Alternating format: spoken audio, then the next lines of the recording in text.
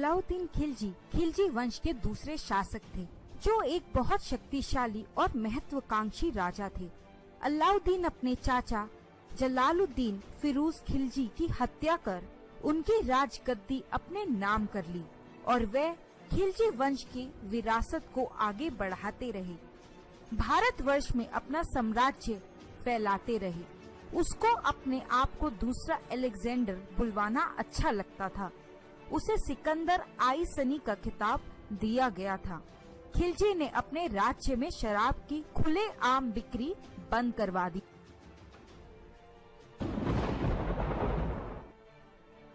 आगे बढ़ने से पहले अगर आपने हमारा चैनल सब्सक्राइब नहीं किया हो तो इसे प्लीज सब्सक्राइब कर लें। वे पहले मुस्लिम शासक थे जिन्होंने दक्षिण भारत में अपना साम्राज्य फैलाया था और जीत हासिल की थी। विजय के लिए उनका जुनून ही उन्हें युद्ध में सफलता दिलाता था, जिससे दक्षिण भारत में उनका प्रभाव बढ़ता गया और उनके साम्राज्य का विस्तार बढ़ता गया। खिलजी की बढ़ती ताकत के साथ उनके वफादारों की भी संख्या बढ़ती गई। खिलजी के साम्राज्य में उनके सबसे अधिक वफादार जनरल थे मलिक काफूर और खुसरव खान। दक्षिण भारत में खिलजी का बहुत आतंक था। वहाँ के राज्यों में ये लूट मचाया करते थे और वहाँ के जो शासक इनसे हार जाते थे उनसे खिलजी वार्षिक कर लिया करते थे। यहाँ वहाँ की लूट और युद्ध के साथ साथ खिलजी अपनी दिल्ली की सल्तनत को मंगोल आक्रमणकारियों से बचाने में भी लगा रहा। मंगोल की विशाल सेना को हराकर खिलजी ने सेंट्रल एशिया में कब्जा कर लिया था, जिसे आज अफगानिस्तान के नाम से जाना जाता है। मंगोल की सेना को बार बार हराने के लिए खिलजी का नाम इतिहास के पन्नों में भी लिखा हुआ है। वारंगल के काकतीय शासकों पर हमला करके खिलजी ने दुनिया के सबसे बेशकीमती कोहिनूर हीरे को भी हथिया लिया था। वह एक महान रणनीतिकार और सैन्य कमांडर थे जो भारतीय उपमहाद्वीप भर अपनी सेना को आज्ञा दिया करते थे।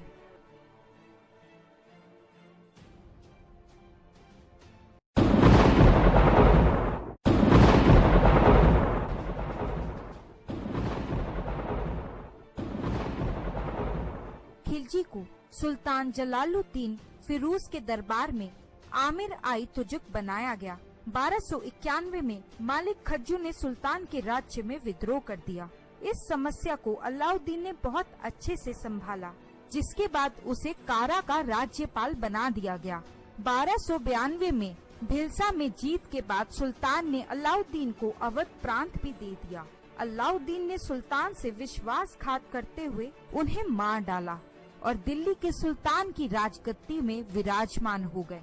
अपने चाचा को मारकर दिल्ली की गद्दी पर बैठने के बावजूद उसे 2 सालों तक कुछ विद्रोहियों का सामना करना पड़ा। इस समस्या का सामना खिलजी ने पूरी ताकत के साथ किया। 1296 से 1308 के बीच मंगोल लगातार दिल्ली पर अपना कब्जा करने के लिए बार बार अलग अलग शासकों द्वारा हमला करते रहे।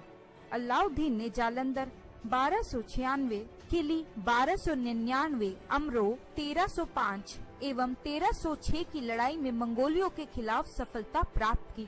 बहुत सारे मंगोल दिल्ली के आसपास ही बस गए और इस्लाम धर्म को अपना लिया। इन्हें नए मुसलमान कहा गया। खिलजी को उन पर विश्वास नहीं था। वो इसे मंगोलियों की एक साजिश का हिस्सा मानते थे। अपने साम्राज्य को बचाने के लिए खिलजी ने 1298 में एक दिन उन सभी मंगोलियों को, जो लगभग 30,000 के तादाद में थे, मार डाला, जिसके बाद उन सभी की पत्नी और बच्चों को अपना गुलाम बना लिया। 1299 में खिलजी को पहली बड़ी जीत गुजरात में मिली। यहाँ के राजा ने अपने 2 बड़े जनरल उलूग खान एवं नुसरत खान को अलाउद्दीन के समस्त प्रकट किया। यहाँ मलिक कुफुर खिलजी के मुख्य वफादार जनरल बन गए। खिलजी ने 1303 में रणथंबोर के राजपुताना किले में पहली बार हमला किया, जिसमें वो सफल रहा। खिलजी ने यहाँ दूसरी बार हमला किया, जिसमें उनका सामना पृथ्वीराज चौहान के वंशज की राजा राणा हमीर देव से हुआ। राणा हमीर बहादुरी से लड़ते हुए युद्ध में मारे गए, जिसके बाद रणथंबोर में खिलजी का राज्य हो गया। 1303 में वारंगल में खिलजी ने अपनी सेना भेजी, लेकिन काकतीय शासक से उनकी सेना हार गई। 1303 में खिलजी ने चित्तौड़ पर हमला किया था। वहां रावल रतन सिंह का राज्य था, जिनकी पत्नी पद्मावती थी। पद्मावती को पाने की चाह में खिलजी ने वहां हमला किया था, जिसमें उन्हें विजय तो मिली, लेकिन रानी पद्मावती ने जौहर कर लिया था। वैसे इस कहानी का कोई भी पुख्ता सबूत नहीं है। 1306 में खिलजी ने बड़े राज्य बंगलाना में हमला किया, जहां रायकरण का शासन था। यहाँ खिलजी को सफलता मिली और रायकरण की बेटी को दिल्ली लाकर उसका विवाह खिलजी ने अपने बड़े बेटे से किया। 1308 में खिलजी के जनरल मलिक कमालुद्दीन ने मेवाड़ की सिवाना किले में हमला किया, लेकिन खिलजी की सेना मेवाड़ की सेना से हार गई। खिलजी की सेना को दूसरी बार में सफलता मिली।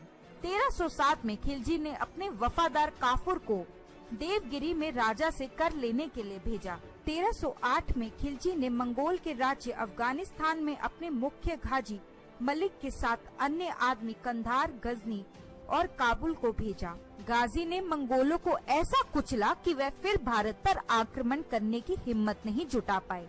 1310 में खिलजी ने होयसल साम्राज्य, जो कृष्ण नदी के दक्षिण में स्थित था, में बड़ी आसानी से सफलता प्राप्त कर ली। वहाँ के शासक वीरा बल लाला ने बिना युद्ध के आत्मसमर्पण कर दिया और वार्षिक कर देने को राजी हो गए। 1311 में मबार इलाके में मलिक काफूर के कहने पर अलाउद्दीन की सेना ने छापा मारा, लेकिन वहाँ के तमिल शासक विक्रम पांड्य के सामने उन्हें हार का सामना करना पड़ा। हालांकि काफूर भारी धन और सल्तनत लूटने में कामयाब रहे। उत्तर भारतीय राजा प्रत्यक्ष सुल्तान शाही के नियम के तहत नियंत्रित किए गए, वहीं दक्षिण भारत में सभी प्रदेश प्रतिवर्ष भारी करों का भुगतान किया करते थे, जिससे खिलजी के पास अपार पैसा हो गया था। खिलजी ने कृषि उपज पर 50% कर माफ कर दिया, जिससे किसानों पर बोझ कम हो गया और वह कर के रूप में अपनी जमीन किसी को देने के लिए बाध्य नहीं रहे। अलाउद्दीन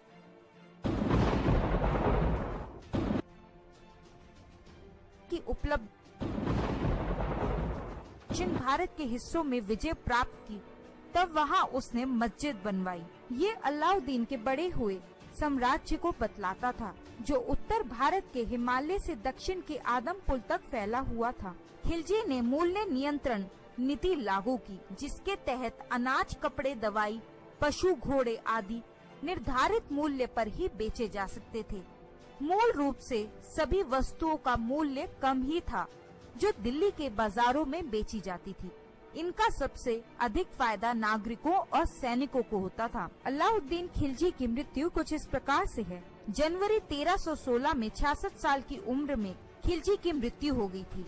वैसे ये माना जाता है कि उनके लेफ्टिनेंट मलिक नायब ने उनकी हत्या की थी। उनके कब्र और मदरसे दिल्ली के मेहरौली में कुतुब कॉम्प्लेक्स के पीछे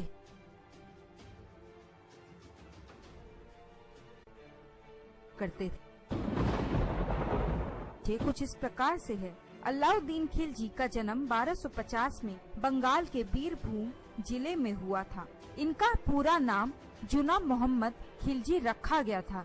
इनके पिता शाहुद्दीन मसूद थे।